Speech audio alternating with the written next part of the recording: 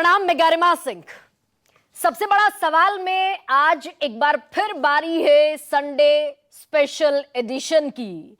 और आज का रविवार इसीलिए खास है क्योंकि भ्रष्टाचार पर जबरदस्त आर पार आज पूरे दिन भर नजर आया, या कहें इस पूरे हफ्ते जो सबसे बड़ा आर पार 2024 के चुनाव में बनता हुआ दिख रहा है वो है भ्रष्टाचार, करप्शन। प्रधानमंत्री आज फिर ताबड़तोड़ दौरे पर रहे। सबसे पहले बिहार के नवादा पहुंचे और 3 दिन में ये उनका दूसरा दौरा था। 3 दिन पहले वो जमुई में थे, चिराग पासवान उनके साथ मंच पर थे और वहां से उम्मीदवार थे चिराग पासवान के बहनोई अरुण भारती। आज नवादा में लेकिन प्रधानमंत्री फिर बोले। इसके पहले जमुई में बोले थे, इसके पहले रुद्रपुर में बोले थे और सहारनपुर में बोले थे, लेकिन आज नवादा में फिर प्रधानमंत्री ने यह कहा कि विपक्ष को भ्रष्टाचार की लत लग गई है। और कल जो कहा था वो भी आपको बताती हूं। कांग्रेस और इंडी अलायंस कमीशन के लिए है, एनडीए और मोदी सरकार मिशन के लिए है। तो यानी कि कुल जमा जोड़ ये कि इस बार के चुनावों में प्रधानमंत्री भ्रष्टाचार को जबरदस्त मुद्दा बनाने के मूड में है। और इसके पहले जो एक और बड़ा वार हुआ था इंडी अलायंस पर, वो ये कि भ्रष्टाचारी मुझे धमकी दे रहे हैं, गाली दे रहे हैं, क्या भ्रष्टाचारियों को जेल नहीं जाना चाहिए, उनके खिलाफ कार्रवाई जारी रहेगी क्योंकि भ्रष्टाचार से हर गरीब का हक छिनता है, हर मध्यम वर्ग का हक छिनता है और मेरे रहते हुए कोई भ्रष्टाचारी बाहर नहीं बचेगा। आज नवादा में भी यही तकरीबन अंदाज प्रधानमंत्री नरेंद्र मोदी का नजर आया और सिर्फ बयानों में नहीं है, चारों तरफ विपक्ष में हाहाकार है, त्राहिमाम है। झारखंड से लेकर महाराष्ट्र, महाराष्ट्र से लेकर बंगाल, से लेकर बिहार, से लेकर दिल्ली, से लेकर पूरा विपक्ष भ्रष्टाचार की जद में, फिलहाल आरोपों की जद में भी है और बहुत सारे लोग जेल की सलाखों के पीछे हैं। बड़ा नाम अरविंद केजरीवाल का, उन्हीं की कैबिनेट के मंत्री हुआ करते थे। मनीष सिसोदिया वो जेल में है, सत्येंद्र जैन जेल में है, संजय सिंह अभी रिहा होकर इसी हफ्ते बाहर आए हैं।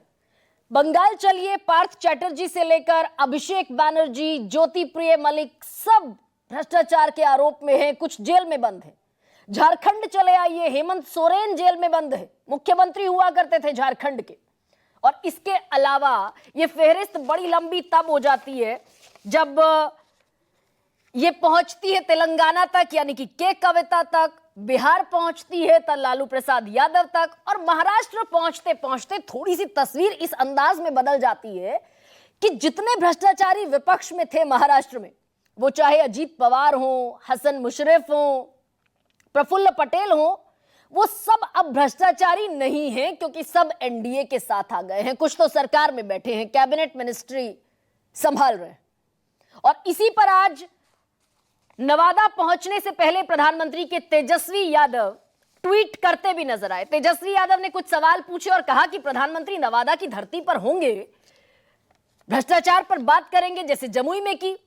लेकिन कुछ मुद्दे जो तेजस्वी यादव ने उठाए वो ये कि पीएम बताएंगे कैसे विपक्ष के सभी कथित भ्रष्टाचारी नेताओं ने सीबीआई, ईडी और आईटी की मदद से बीजेपी ज्वाइन की।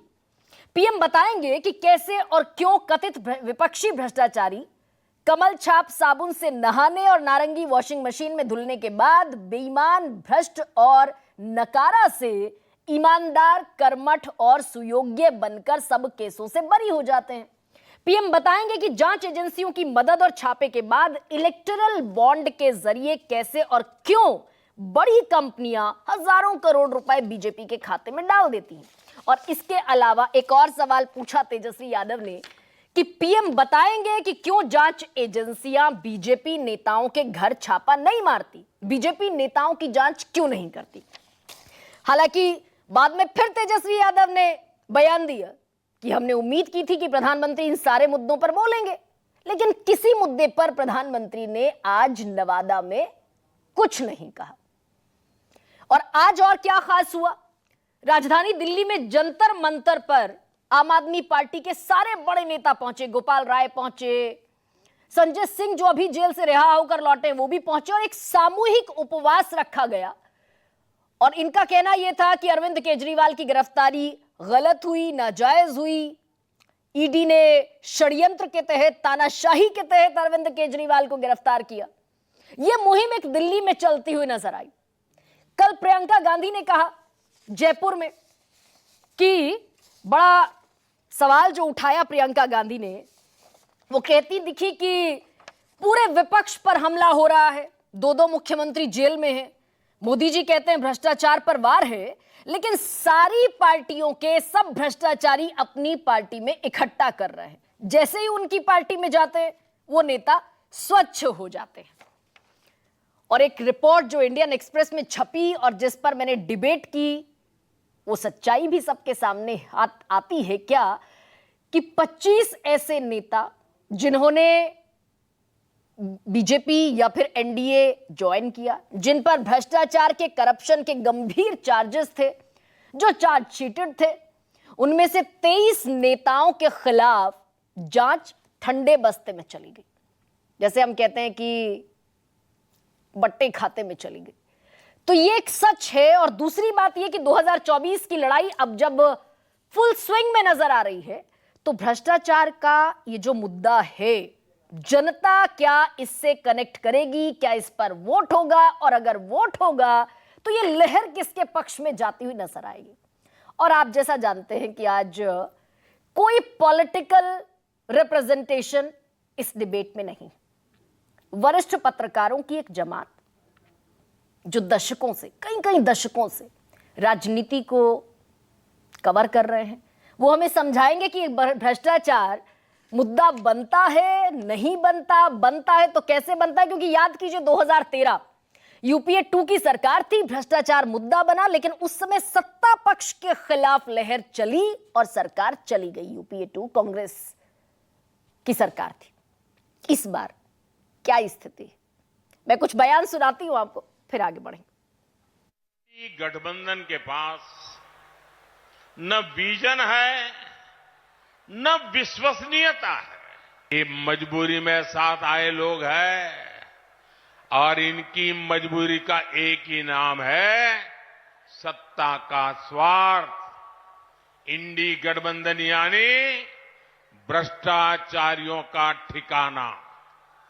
इंडी गठबंधन यानी देश विरोधी नफरती ताकतों का ठिकाना। भाजपा ये कह रहे हैं हम भ्रष्टाचार के खिलाफ लड़ाई लड़ रहे हैं। मोदी जी ने कहा है हमारी गारंटी है, ये मोदी की गारंटी है, एक भी भ्रष्टाचारी को नहीं छोड़ूंगा, इसकी गारंटी है। पूरब से लेके पश्चिम तक, उत्तर से लेके दक्षिण तक, एक एक भ्रष्टाचारी को बीजेपी में शामिल करूंगा, ये मोदी की गारंटी है। और जैसा मैंने कहा कि भ्रष्टाचार पर जमकर आर पार है और 2024 की लड़ाई भ्रष्टाचार के इसी मुहाने पर खड़ी हुई अब दिख रही है। तो क्या है आज का सबसे बड़ा सवाल, मैं आपके सामने रखती हूं। भ्रष्टाचार या भ्रष्टाचारी विपक्ष, किससे नफरत करता है सत्ता पक्ष?